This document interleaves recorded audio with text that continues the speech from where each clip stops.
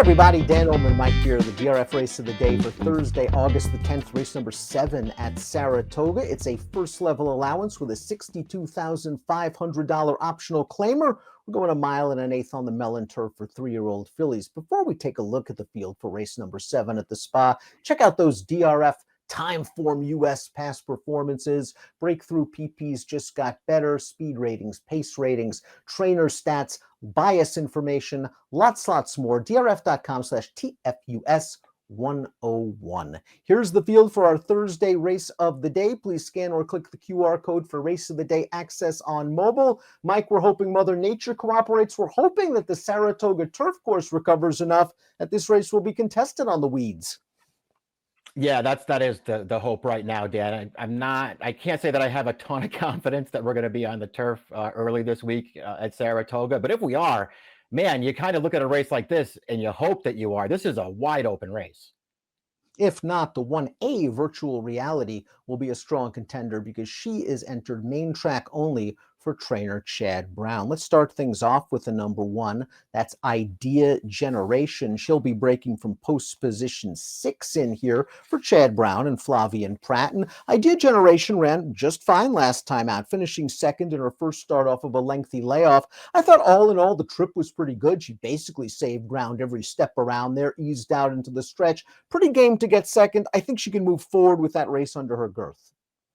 Yeah, it kind of just feels like in that most recent start, and it was a short field. Her stablemate who won that race, Chili Flag, just looked really good that day. I mean, Idea Generation just had no chance to beat her, but she was determined to get second in there anyway. Second off the layoff now. There's obviously room to improve here. It's not an easy spot for her, Dan, but it's not like she has to improve tons to be competitive. Of course, the 1A virtual reality has entered main track only. If she runs in that spot, she's dangerous. So we'll move on to the Graham motion trained entry, the number 2, Okovska. This horse made her first start in North America going a distance of ground over a very testing wet turf course at Belmont Park. And she got a good pace set up after not breaking very well. She came with a little bit of a run. I think she can build off that performance, although it must be noted, motion usually strikes off the bench. Yeah, he has good numbers with horses like this filly was in her most recent start. I personally, Dan, didn't think that she ran very well. It was yielding ground, so maybe that's some kind of way to look at it and say she's over here for firm turf and she didn't want that yielding turf.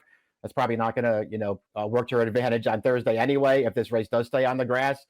I don't know, man. I thought she got a good trip in that race, and I didn't think that she ran that well. As part of an entry here, I probably don't want her. She finished directly behind a horse that came back to run second in a first level allowance with a 76 buyer. Her stablemate is right to her outside in the gate. That's the 2B. No Show Sammy Joe. Very lightly raced, very strong pedigree, and she's coming off of a maiden win in only her second lifetime start going a mile on June the 24th. You see her commencing a 4-wide bid into the stretch, and once she gets by these horses, it is all over but the shouting. Nice improvement from start 1 to start 2 for a barn that often gives them a race before they fire. I agree. This filly didn't run poorly in her debut anyway. That was a decent performance, but she really took a step forward in here. She always looked like she was going to win. Franco just sat on the outside with her, took over when she was ready, and won for fun. It was nice improvement. I like her, Dad. I think she has some talent. I think there's obviously room to improve here, but she's part of an entry with that other horse, and that probably just hurts her price a little bit. Breaking from the rail is the number 3, Alpha Bella, who got a little bit of a freshening for Todd Pletcher since her most recent start. When she ran in a first-level allowance race, didn't break very well, then got wired by a winner that set a slow pace. That race has produced a couple of minor next-out winners. She was good enough to place in a graded stakes race 3 starts back, so she fits with these, and if she breaks well, is tactical enough to work on a trip from the rail under Luis Saez.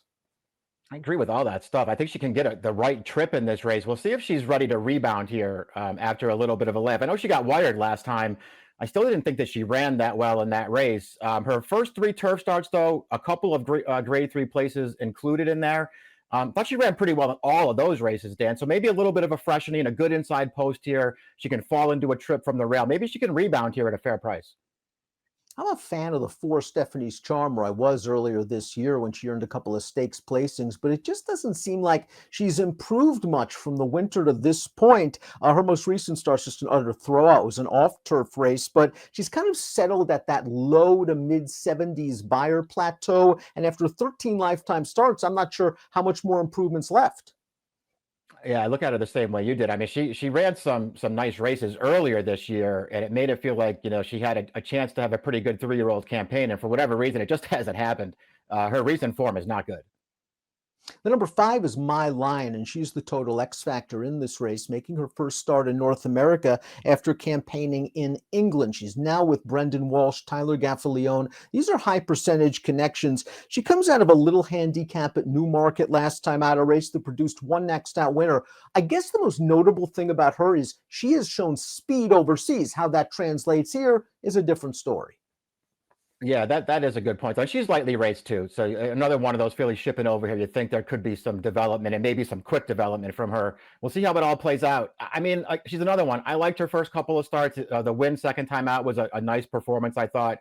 I even thought she ran well off the layoff when they stretched her all the way out on the all weather. I didn't like her last race, Dan. I mean, listen, there's another 1.25 mile race. It was softer ground, and again, maybe she just doesn't like that, and she's over here to get onto firm turf, and all those things could lead to an improved performance. I just want to wait and see what kind of price she is. I think she can win this race. I don't want any kind of short price on her. Her uncoupled stablemate is up next, also trained by Walsh. That's the 6, Bolivi, who, like My Lion, began her career overseas. She probably faced tougher competition in France. This will be her third start in North America. She tried synthetic and stakes competition in her first race here. She seemed more comfortable on turf last time out at Churchill Downs, finishing behind a winner that came back to place in a second-level allowance at Belmont with an 85 buyer. Yeah, I thought that was maybe a deceptively good performance when they got back on turf with her last time. The Bourbonnais Oaks, I'll give her a pass for it. She didn't run great in there, but that was a super slow pace that she was off of. They went to turf last time. She was in a good spot for most of that trip, but she ran into some traffic in the stretch of that race, had to go back to the inside late and was still racing on. I think that was a little bit of an underrated performance. So I'm hoping that she can build on it in here, and she's a very fair price on the morning line.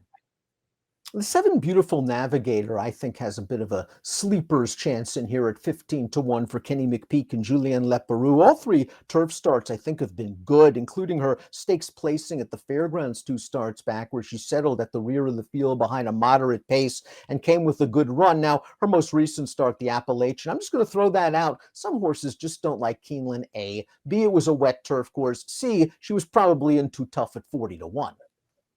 Yeah, I felt like she was probably in over her head a little bit in the most recent start. I'm having a tough time deciding how good I think she is based on her other 3 turf starts there. And obviously, this is not a bad spot for them to run her in. I do think she's going to have to improve to win. However, I know she came close to winning a stake 2 starts back. I didn't think she ran great in there. I thought she ran okay. The trip was there. She had a real shot at it and just couldn't quite get the job done. I'm not going to argue too hard with her because I think she's going to be a great price in here, but I preferred other horses. Chad Brown is the coupled entry, but he also has Root Cause, the number 8. And this is another lightly raced performer coming off a good effort and a first-level allowance at Belmont. She finished 3rd in this race. Now, she's been the beaten favorite in her last 2 starts, but as you can see, she is very wide turning for home, and she's going to make up ground to be beaten a length. I thought she ran pretty well in this race, Dan. They tried totally different tactics in here and just took a hold of her early. She had to steady behind horses and then come wide to the stretch there, as we saw at the top of the replay. She runs on to the end here. I thought this was a decent performance. 2 starts back at Churchill. Thought she got involved on a pretty strong pace that day. So maybe that's why they decided to rate her back last time. I feel like Rosario could do whatever he wants here. He can go forward or he can take her back. I think she's a pretty dangerous horse in this race.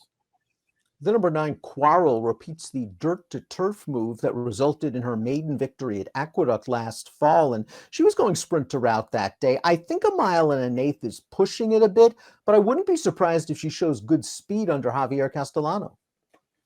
Yeah, that's a good point you make there, Dan. I'm not sure that I love them stretching her out to a longer distance in this race either. I guess they're just trying to figure out what's going to work for her here. She was in that Root Cause race that we just watched. And she was on the outside the entire way, but she was up close to the pace.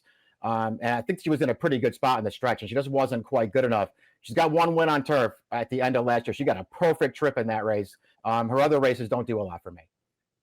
Be My Sunshine is the final horse in the body of the field. That's the number 10 going out for Sammy Joe. Second start off of a short layoff. I was very surprised at how aggressive they were last time out in the synthetic and the grade 3 Celine, a race where the fourth place finisher came back to place in the Woodbine Oaks with a 78 buyer. I think that surface wasn't there for her. I think those tactics weren't there for her. She's getting back to turf, and from this post, I think they take back, make one run. I'm expecting an improved performance.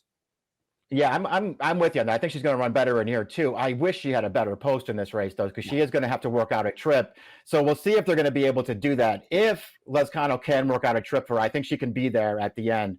Keeneland, 2 starts back on turf behind a wire-to-wire winner. Gulfstream before that behind a wire-to-wire winner. In her debut, she came with a nice run from off the pace though. Just seems very well spotted at this level. As Mike mentioned, it's all about the trip. Before we take a look at our top picks, please click the subscribe button on the Daily Racing Form YouTube channel for the latest DRF videos. Top pick time for the Thursday race of the day. We're hoping they stay on the turf. Mike's going with the 6 Bolivi, who's making her 3rd start in North America and is a filly that I think is going to show off a strong stretch kick. Yeah, I'm hoping so, Dan. I mean, I just feel like you have to go for a horse at a decent price in this race. She fits the bill at 10-1 on the morning line. I just feel like she had an excuse last time. I think she might have run a little bit better than it looks. I think the One Idea Generation gained a lot of fitness from her most recent start. It was her first race off of a lengthy layoff. She did show some heart to grab second. I think with that race under her belt, she can take a step forward for Chad. 68314 Mike, 1783 for me. It's the DRF Thursday race of the day at the Spa. Good luck.